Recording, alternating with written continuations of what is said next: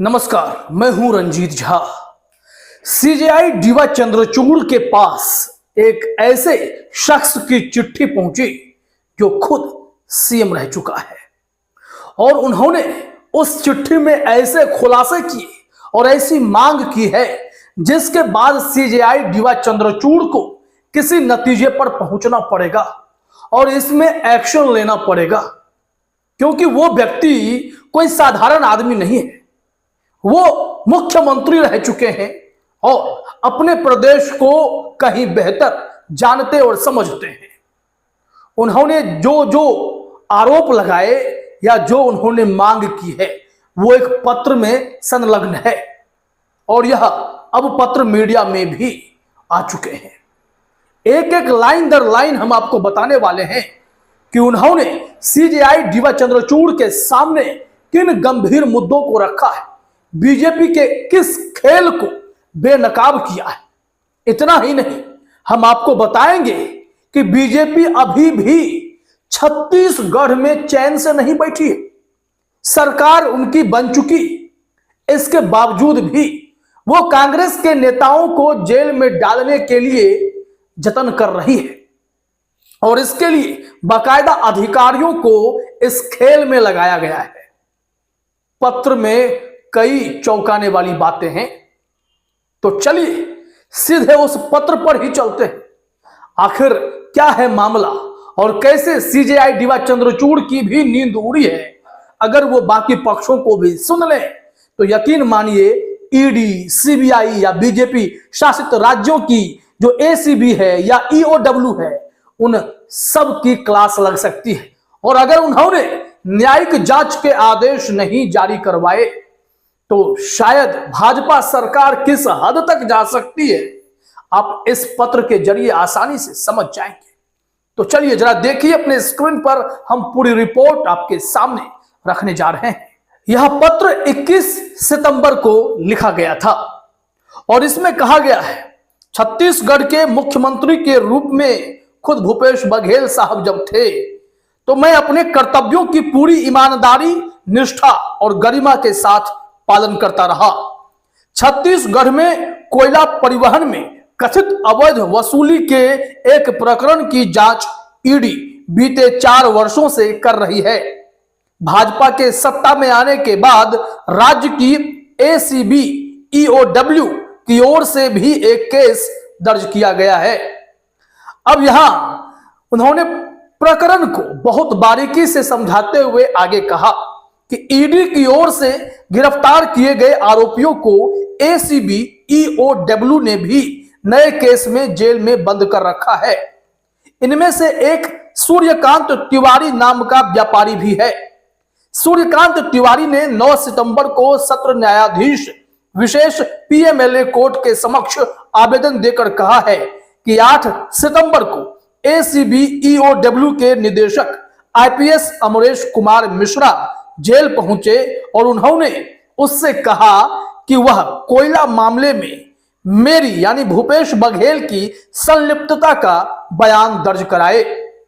अगर वो ऐसा कराएगा तो भूपेश बघेल भी जेल जाएंगे, क्योंकि फिर एसीबी से ऊपर ईडी बैठी है। उन्हें तो सिर्फ किसी पर आरोप लगने की देरी है, वो कब किसको सलाखों के पीछे डाल देंगे इसकी कोई गारंटी नहीं है। यहां देखिए, बघेल ने कहा कि तिवारी ने अपने आवेदन में कहा है कि आईपीएस अमरेश कुमार मिश्रा ने उसको मेरा नाम नहीं लेने पर गंभीर नतीजे भुगतने की धमकी दी है। सूर्यकांत तिवारी इस समय न्यायिक हिरासत में हैं। इस मुलाकात के लिए ना तो संबंधित न्यायालय से और ना किसी सक्षम अधिकारी से अनुमति ली गई।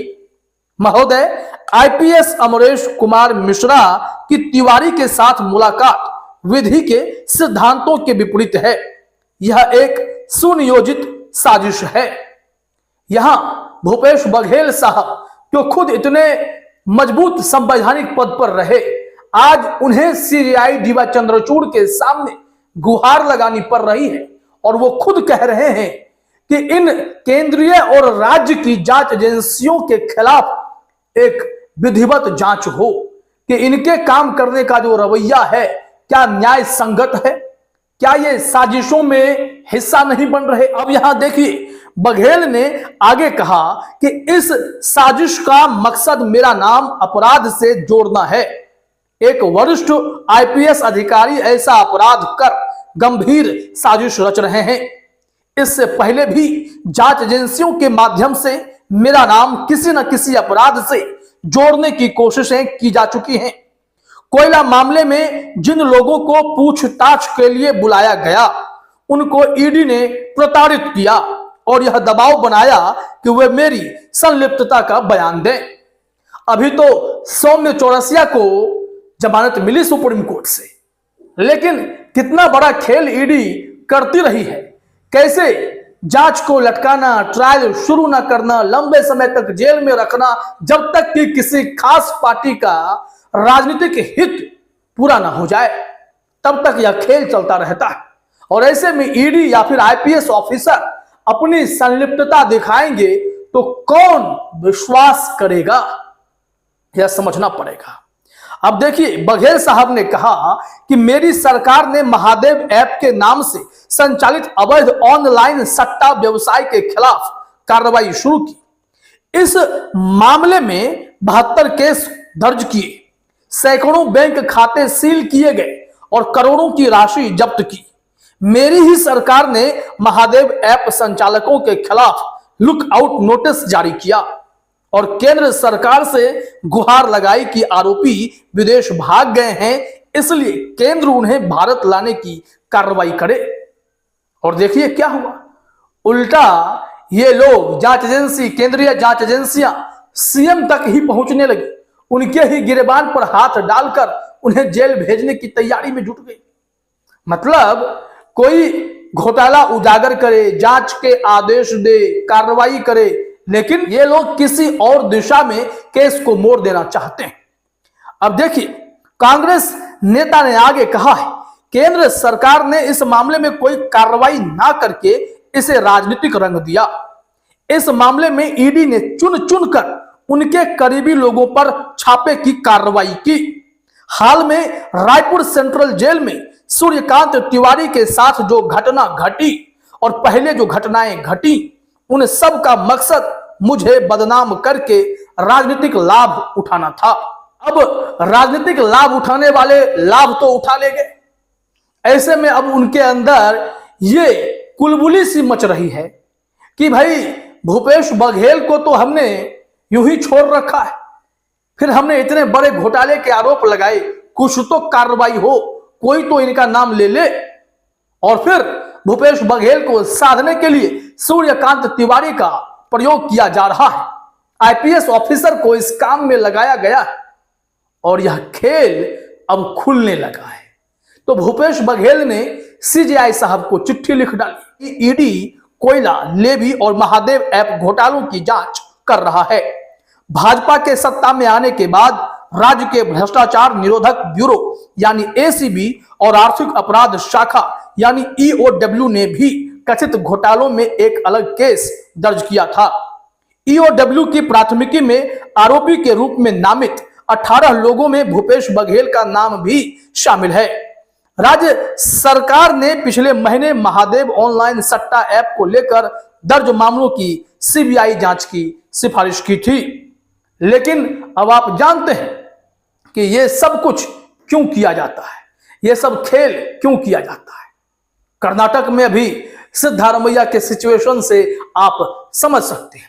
डीके शिव कुमार की फाइलें जब बंद की गई तो फिर अब समझ सकते हैं कि वहां उस फाइलों को दोबारा खुलवाने के लिए कैसे जुगत लगाए जा रहे हैं। कोर्ट में याचिकाओं पर याचिकाएं लगाई जा रही हैं ताकि विपक्ष की सरकारें काम से ज्यादा इस मुकदमेबाजी में ही उलझी रहे।